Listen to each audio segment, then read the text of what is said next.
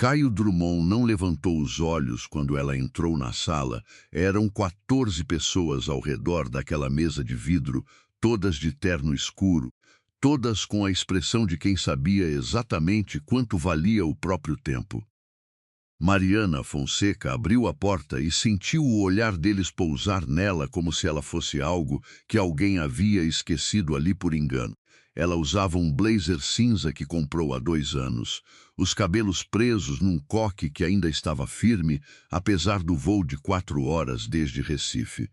Carregava uma pasta de couro surrada, a mesma que o pai dela havia usado durante 20 anos antes de passar para ela. Ninguém se mexeu para oferecer uma cadeira. Caio Drummond, CEO do Grupo Drummond, dono dos 42 andares daquele prédio de vidro na Faria Lima. Finalmente ergueu a cabeça, olhou para ela uma vez, de cima a baixo, e voltou para o tablet na frente dele. A reunião já começou, ele disse. Não era desculpa, era aviso. Mariana puxou a única cadeira vaga, no canto mais distante da cabeceira, e sentou sem responder. Abriu a pasta, tirou um bloco de anotações e esperou. Ao lado dela, Pedro Lacerda, diretor financeiro, inclinou levemente a cabeça e sussurrou sem tirar os olhos da tela à frente. Próxima vez chega antes, tá? O tom era gentil demais para ser gentileza. Ela não disse nada. Na tela projetada atrás de Caio, gráficos de expansão do grupo pulsavam em azul e dourado. O grupo Drummond estava prestes a fechar uma joint venture com um fundo europeu, 60 milhões de euros na mesa, e aquela reunião era o último acerto antes da assinatura. Caio falava com a segurança de quem nunca havia precisado convencer ninguém de nada, porque as pessoas ao redor dele sempre concordavam.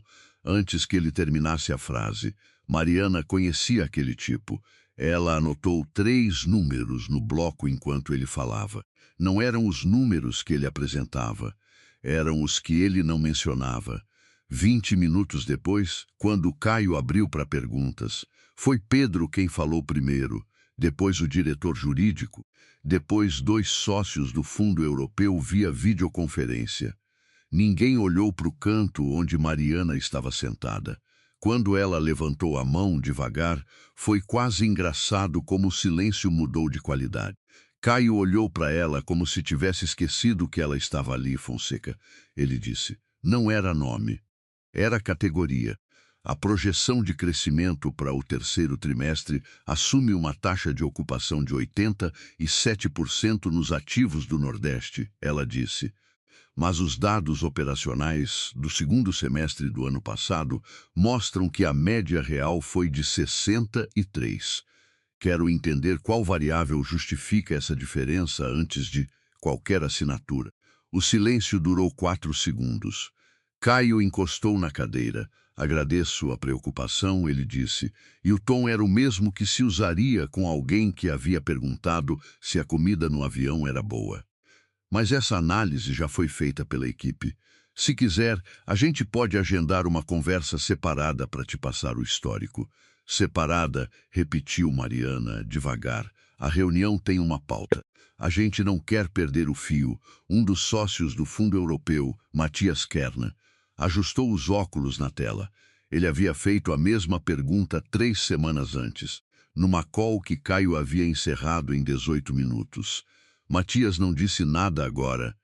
Só olhou. Mariana fechou o bloco, guardou a caneta e não falou mais nada pelo resto da reunião. Isso era o que Caio Drummond interpretava como concordância. Me conta nos comentários de onde você está assistindo agora e que horas são aí. E se você chegou nesse canal agora, aperta em inscrever, porque essa história ainda não acabou e você não vai querer perder o que vem a seguir. O almoço depois da reunião aconteceu no restaurante do 38º andar, uma sala de vidro que olhava para o skyline inteiro de São Paulo. Mariana não foi convidada. Ela soube disso quando viu o grupo sair pelo corredor e ninguém virou para chamá-la. Pedro Lacerda passou por ela com um sorriso rápido demais para ser real e disse: a gente se fala mais tarde. Ela ficou no corredor por um momento, depois desceu para o 12º andar. onde ficava o escritório que o grupo Drummond havia disponibilizado para ela durante as negociações. Era menor que o banheiro da sala de reunião lá de cima. Tinha uma janela que dava para um poço de ventilação e uma planta no canto que estava claramente morta há semanas. Alguém havia deixado uma garrafa d'água e um copo de plástico na mesa, como se isso resolvesse alguma coisa. Mariana colocou a pasta sobre a mesa, abriu o computador e ficou olhando para a tela por uns 3 segundos. Depois pegou o celular e ligou. Como foi? Disse a voz do outro lado. Dona Sônia, assistente dela há 11 anos, que falava com a mesma economia de palavras que Mariana apreciava em quase tudo, como esperado. Eles sabem? Não. Dona Sônia fez uma pausa curta. Quanto tempo você ainda quer dar? Mariana olhou pela janela para o poço de ventilação. Mais um pouco, ela desligou, abriu a pasta de couro e tirou de dentro um envelope pardo que estava fechado com lacre. Em cima, com a letra do pai dela, estava escrito: para ser aberto quando você decidir que chegou a hora. Ela o colocou em cima da mesa ao lado do computador. Não abriu, não ainda. Caio Drummond voltou ao escritório às 3 da tarde, com a satisfação de quem havia acabado de garantir 60 milhões de euros com uma mesa bem posta e um vinho correto. Matias Kern havia pedido mais 48 horas para a revisão final, o que era protocolo, e Caio havia concordado com a facilidade de quem sabe que o resultado já está definido.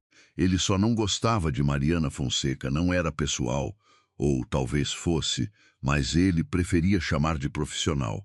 Ela havia chegado naquela negociação como representante de um fundo chamado Fonseca Capital, que detinha uma participação de 18% no grupo Drummond, através de uma estrutura de holdings que o pai dela havia montado há quase 20 anos. Era uma participação herdada, não construída. E Caio achava que havia uma diferença fundamental entre herdar e construir. Ele havia construído tudo, o pai dele havia deixado uma empresa de médio porte, com dívidas e uma reputação razoável.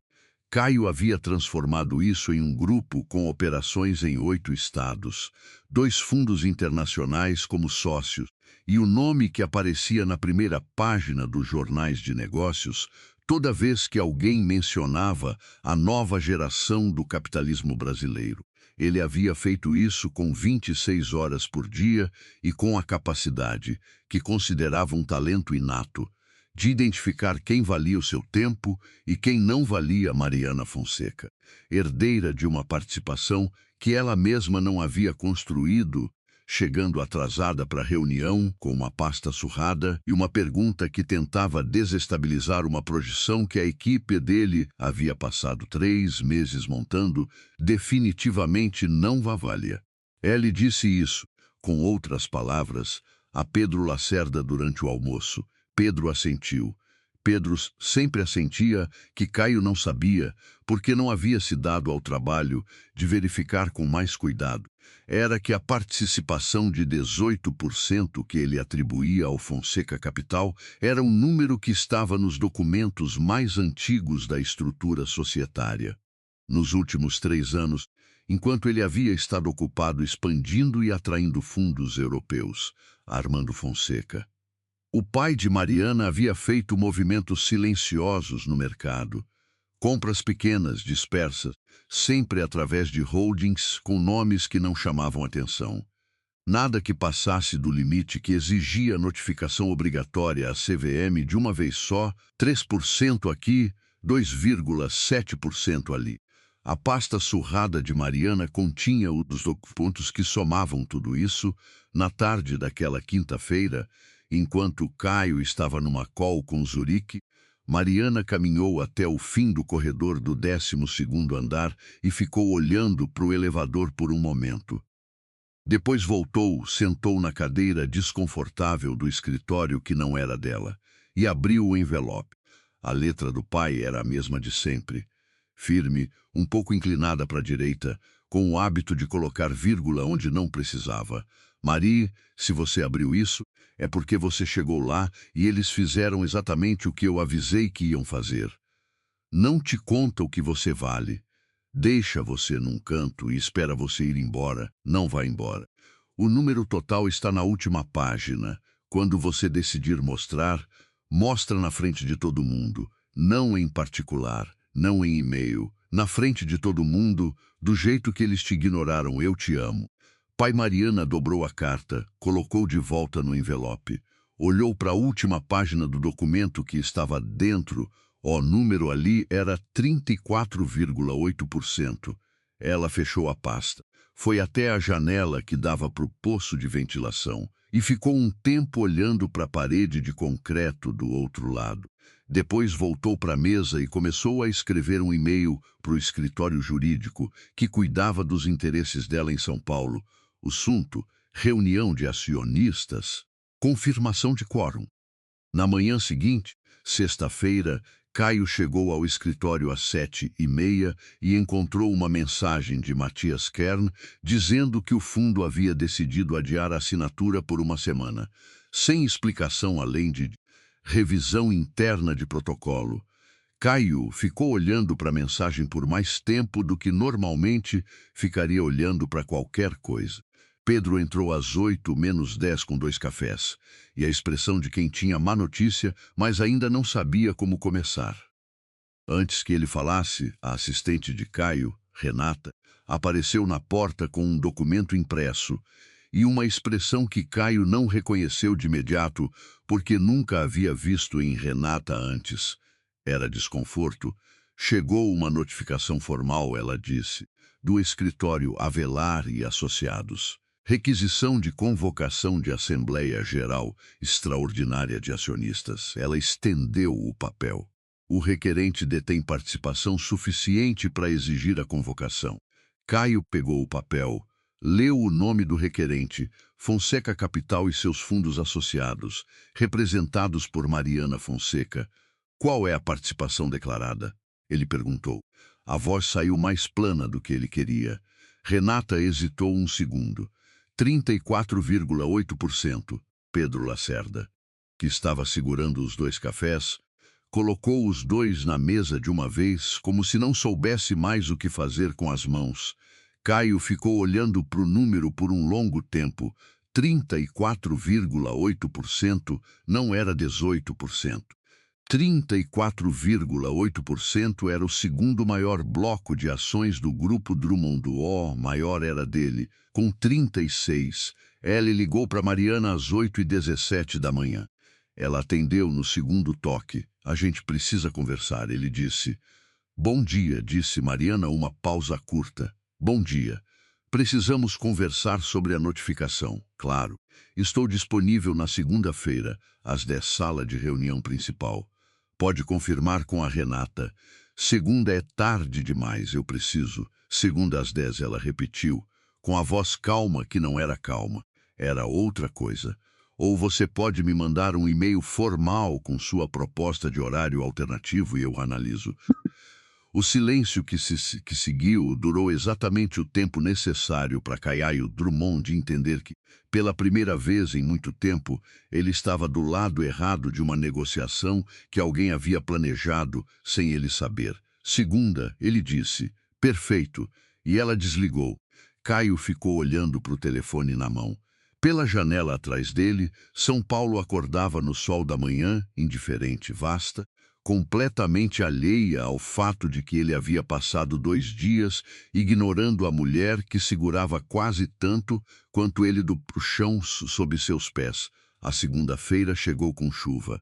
Mariana saiu do hotel às 9h20, recusou o guarda-chuva que o porteiro ofereceu e caminhou até o ponto de táxi com a pasta de couro debaixo do braço. Ela havia dormido bem.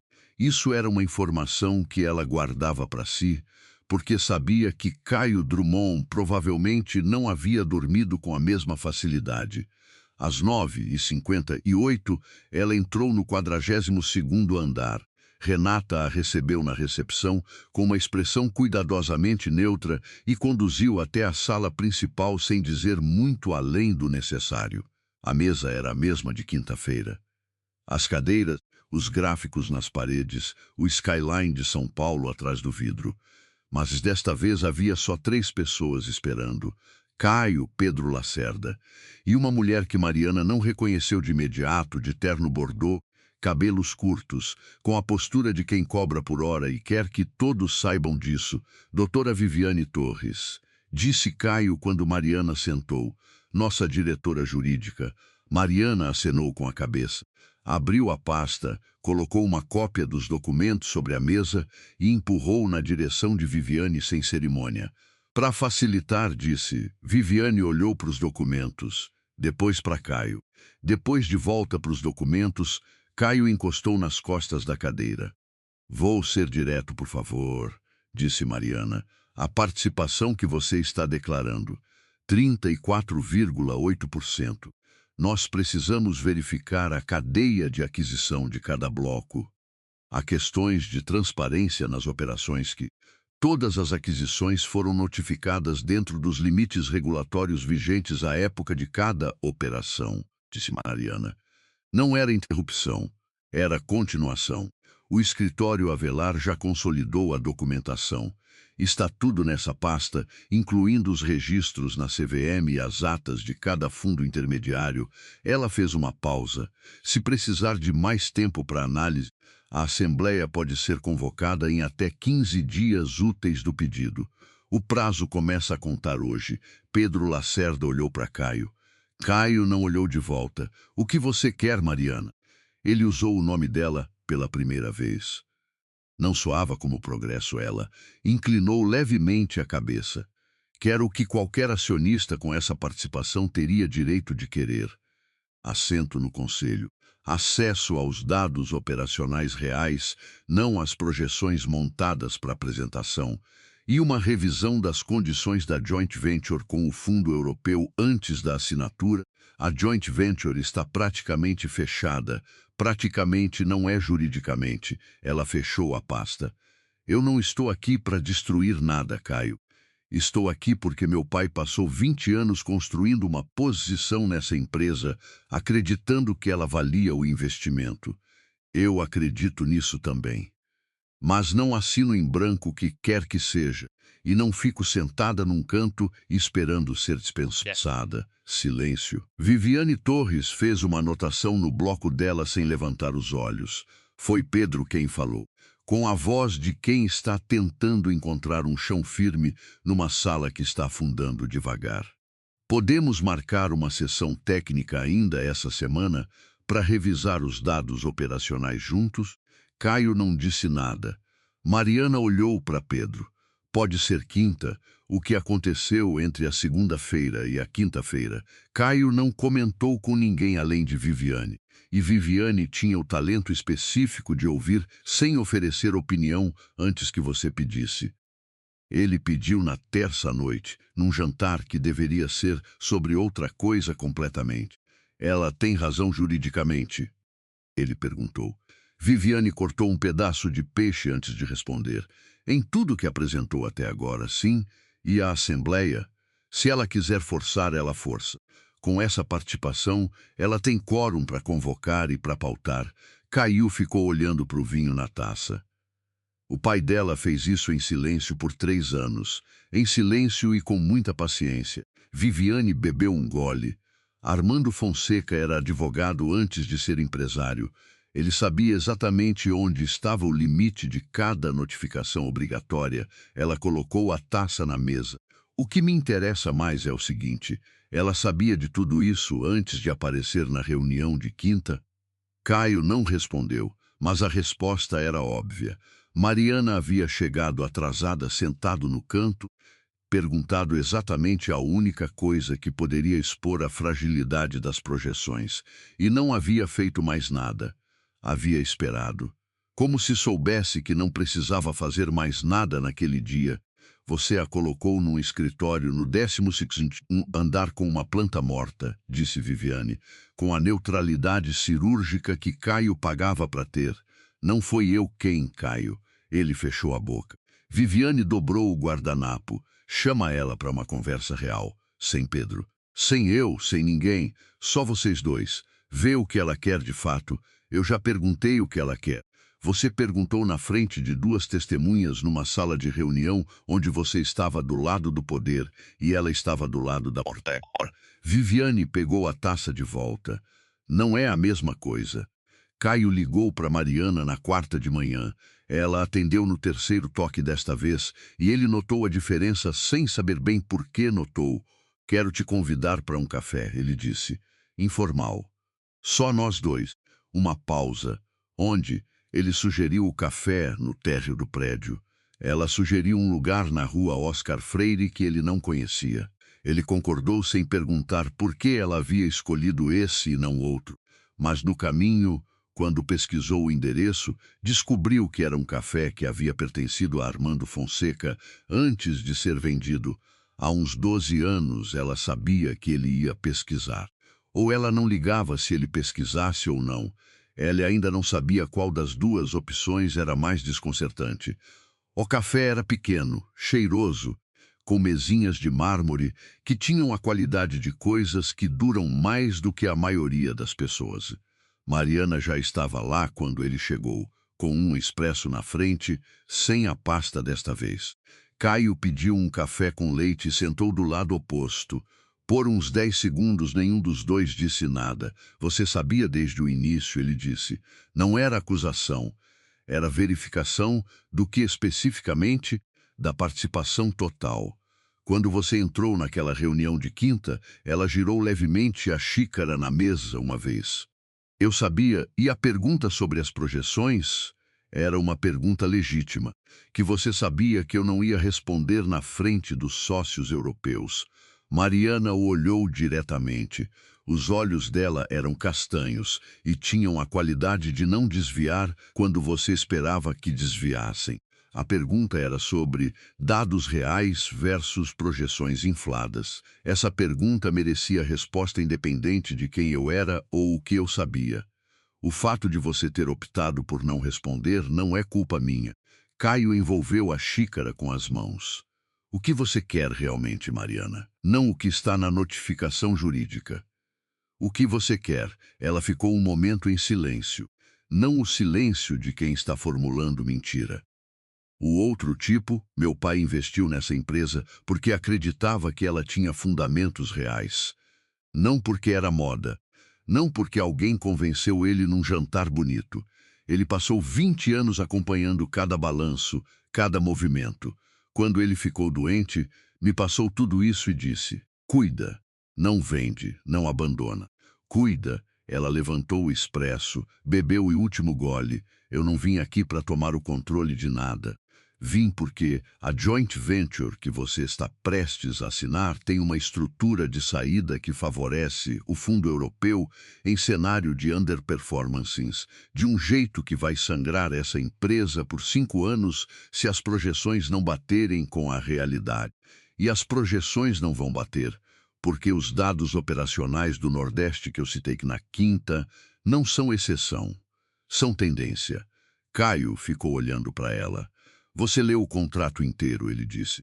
3 vezes. O silêncio que veio depois era diferente dos silêncios anteriores entre eles. Tinha menos tensão e mais peso, que é uma distinção que importa. Por que você não disse isso na segunda? Ele perguntou. Porque na segunda tinha testemunhas e você ainda estava no modo de me tratar com problema a ser gerenciado. Ela colocou a xícara na mesa. Você me perguntou o que eu quero. Eu quero que essa empresa sobreviva aos próximos 5 anos com os fundamentos que meu pai enxergou nela. Isso envolve renegociar algumas cláusulas da joint venture antes de assinar. E envolve você parar de tomar decisões como se 34,8% do seu capital não existisse. Caio ficou olhando para a mesa por um momento. Você deveria ter dito isso na quinta, ele disse. Mas o tom não era mais o mesmo da quinta. Na quinta você me colocou num canto e disse que minha pergunta atrapalhava a pauta. Ela o olhou sem raiva. O que havia nos olhos dela era mais difícil de nomear do que raiva. Era o cansaço específico de quem já esperou tempo suficiente. Tem horas que a pessoa precisa primeiro entender o que perderia antes de escutar o que poderia ganhar. Caio não respondeu de imediato, mas ele ficou. A sessão técnica de quinta aconteceu com Mariana, Caio e 2 analistas financeiros. Pedro Lacerda ficou de fora porque foi Caio quem pediu que ficasse, o que Pedro interpretou como sinal e não entendeu direito qual sinal era. Durante 3 horas, eles abriram os dados operacionais reais do Nordeste. Mariana havia trazido uma análise própria, feita por uma consultoria de Recife, que conhecia aquele mercado de dentro, e os números dela e os números da equipe de Caio contavam histórias diferentes sobre as mesmas fazendas, os mesmos imóveis, os mesmos contratos de locação.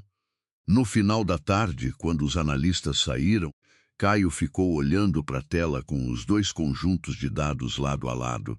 Se a taxa de ocupação real continuar em 63%, ele disse, a cláusula de performance da joint venture ativa em 18 meses. 22 meses, disse Mariana, sem levantar os olhos da planilha. Eu sei porque calculei com os 3 cenários. O mais otimista ainda ativa em 22. Caio girou a cadeira levemente, olhou para ela de lado. Você calculou os 3 cenários. Meu pai me ensinou que otimismo sem conta é só esperança fantasiada. Ela fechou a planilha. A cláusula de saída precisa ser renegociada. Se o Matias for razoável, ele aceita. O fundo dele não quer um ativo problemático em 5 anos, eles querem retorno estável. Uma estrutura diferente pode servir a todo mundo. Caio ficou em silêncio por um momento. Matias pediu 48 horas de revisão interna na sexta passada. Eu sei, ele olhou para ela. Foi você. Ela não desviou o olhar. Eu mandei um e-mail para a assessoria dele na quinta noite. Disse que havia dados operacionais que precisavam de revisão antes da assinatura e que seria do interesse do fundo analisar antes de fechar. Não disse mais nada. Caio ficou olhando para ela com uma expressão que ele mesmo não teria sabido classificar. Não era raiva, embora tivesse raiva dentro. Não era admiração, embora houvesse algo parecido com isso também. Era o incômodo específico de alguém que acredita ser o mais preparado da sala e descobre que a sala é maior do que achava. Você poderia ter me dito isso antes, ele disse. Você poderia ter me tratado como interlocutora antes. Ela fechou o computador. A gente está no mesmo lugar agora. Podemos seguir a partir daqui. Havia uma janela atrás dela que desta vez dava para a cidade de verdade, não para o poço de ventilação do 12º andar. São Paulo se espalhava lá fora com a indiferença característica de cidades que existem independente de qualquer drama humano específico. Se você tivesse que escolher, você teria ficado calada do jeito que Mariana ficou e esperado a hora certa, ou teria colocado as cartas na mesa logo no primeiro dia. Me conta nos comentários e me fala de onde você está assistindo isso agora, que aconteceu nas 2 semanas seguintes, foi menos dramático do que Caio havia imaginado e mais trabalhoso do que Mariana havia planejado. Matias Kernen aceitou uma call para discutir a estrutura da joint venture, mas não aceitou de imediato e não aceitou com facilidade. Quando Caio ligou para propor a revisão das cláusulas, Matias ficou em silêncio por um tempo longo, o suficiente para ser desconforto intencional, e depois disse, eu precisaria entender de onde vem essa mudança de posição. Tivemos uma revisão interna dos dados operacionais, disse Caio. Com quem? Uma pausa. Com a Mariana Fonseca. Ela tem uma análise do mercado do Nordeste que muda alguns parâmetros. Outro silêncio de Matias. Depois, ela deveria ter estado nessa conversa desde o começo. Caio não respondeu a isso diretamente. Mas Mariana, que estava sentada do outro lado da mesa de vidro, enquanto ele fazia a ligação no viva-voz, porque ela havia pedido para ouvir, anotou alguma coisa no bloco e virou para ele depois que Matias desligou. Ele sabia quem eu era, ela disse. Como assim? Matias Kernen conhecia meu pai. Eles se cruzaram em pelo menos 2 fóruns de investimento em São Paulo nos últimos 10 anos. Ela fechou o bloco. Quando ele pediu revisão interna na sexta passada, não era só por causa do meu e-mail. Era porque ele reconheceu o nome Fontensnack na documentação e quis entender o que estava acontecendo antes de assinar. Caio ficou olhando para ela. Você sabia disso? Suspeitava. Ela pegou a pasta. Eu não sabia, com certeza. Esse era o risco que eu corria. Era a primeira vez que ela admitia que havia um risco no que havia feito. E Caio ficou com isso por um momento mais do que ela provavelmente te percebeu. Foi numa tarde de chuva, numa terça-feira, que Pedro Lacerda bateu na porta do escritório de Caio com uma expressão que era a terceira que ele havia feito naquele mês, que Caio não sabia classificar direito. Tem uma coisa, disse Pedro. Entra. Pedro entrou, fechou a porta, ficou de pé. Sobre as aquisições que a Fonseca Capital fez nos últimos 3 anos, ele colocou uma pasta sobre a mesa. Viviane pediu para a equipe dela mapear cada transação. A gente foi seguindo a cadeia. Caio abriu a pasta. Tem uma holding intermediária, disse Pedro. A 4ª da cadeia, constituída há 4 anos em São Paulo. Sócia minoritária é uma empresa chamada DL Participações. Ele esperou. DL Participações pertence à família Duarte Lima, especificamente a Rafael Duarte Lima. Caio levantou os olhos. Rafael Duarte Lima era o ex-sócio de Armando Fonseca. O homem que havia saído da empresa original de Armando 18 anos atrás depois de uma disputa que nunca havia chegado a tribunal, mas havia chegado perto. O homem que havia tentado, 5 anos depois, fazer uma entrada forçada no grupo Drummond através de um fundo de private equity e havia sido barrado por Caio pessoalmente numa assembleia que durou 6 horas. Rafael está dentro dessa estrutura, disse Caio. Não era pergunta, como minoritário. 3,2% da holding intermediária, que representa menos de 1% do total da participação consolidada da Fonseca Capital. Pedro fechou a pasta. Juridicamente não é nada, mas é Rafael. Pedro ficou em silêncio. Caio se levantou, foi até a janela. A chuva batia no vidro com a teimosia de quem não tem pressa de parar. Ele ficou ali por um momento pensando numa coisa que não queria pensar. Mariana havia sido cuidadosa. As aquisições, o timing, a maneira como havia se apresentado na reunião, a espera antes de mostrar as cartas.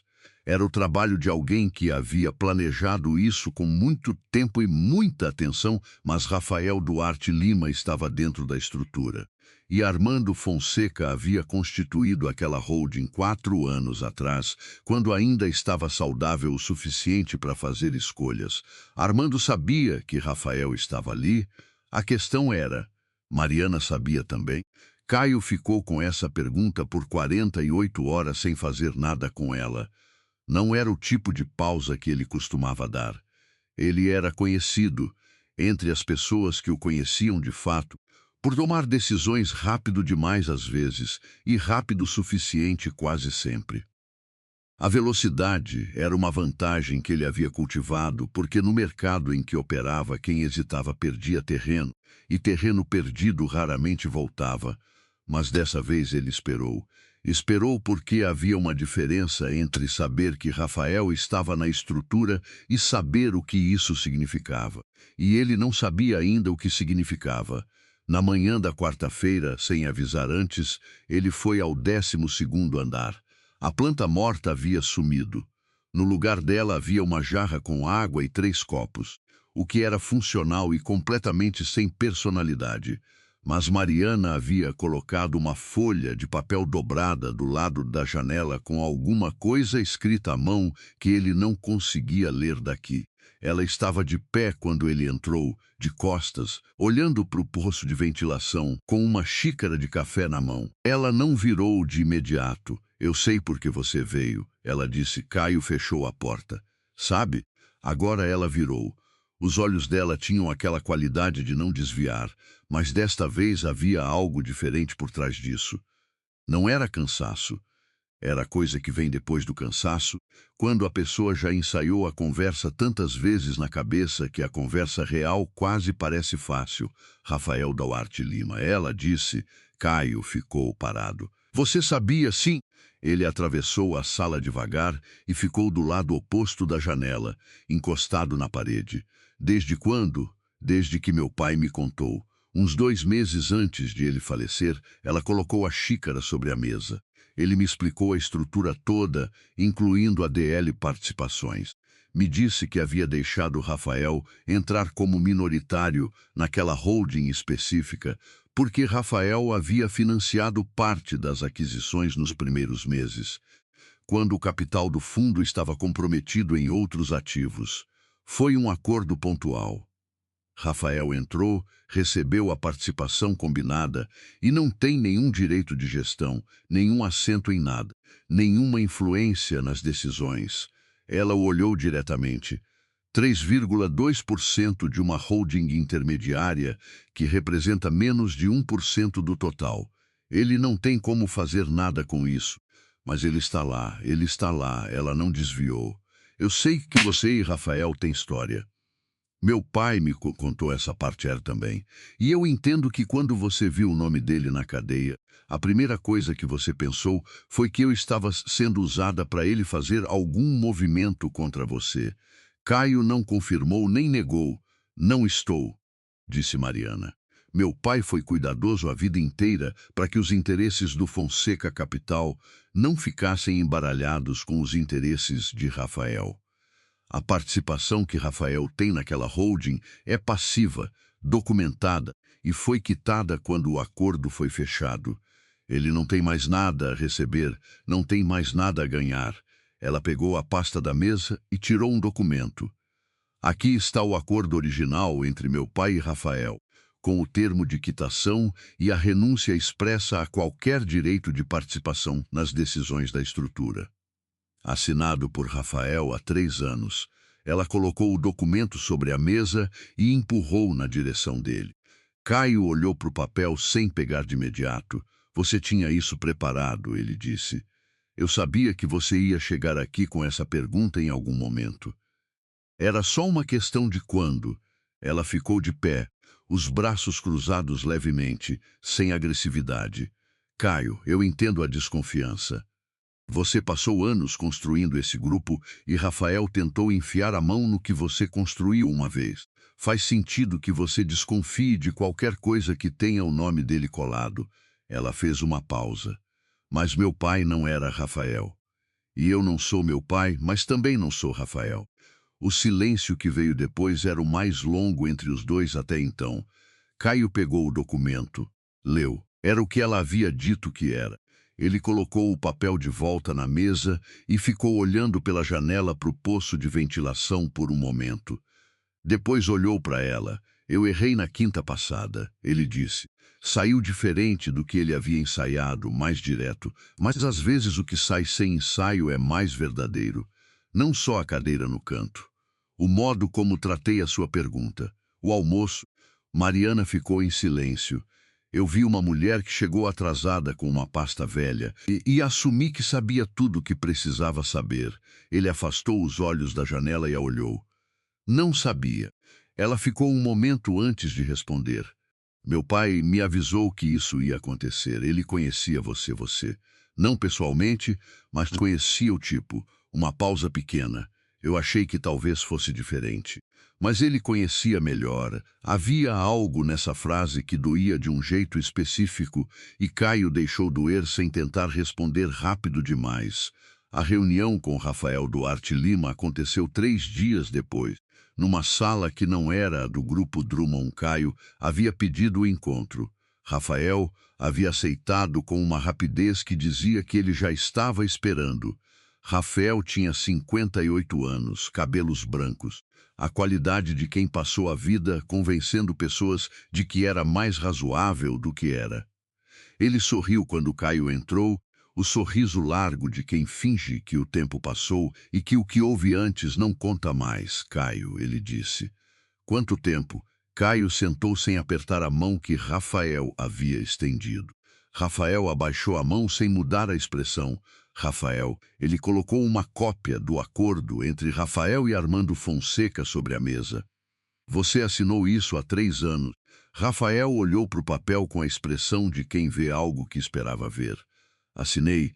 Então você sabe que sua participação na DEL Participações é passiva, quitada, e sem nenhum direito de decisão ou influência na estrutura da Fonseca Capital, sei.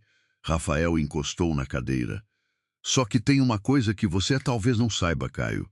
Ele sorriu de novo, diferente dessa vez, mais devagar. Armando veio me procurar. Não fui eu que me aproximei. Ele precisava de capital rápido, os ativos dele estavam travados e eu tinha liquidez. Foi um negócio limpo, foi, disse Caio.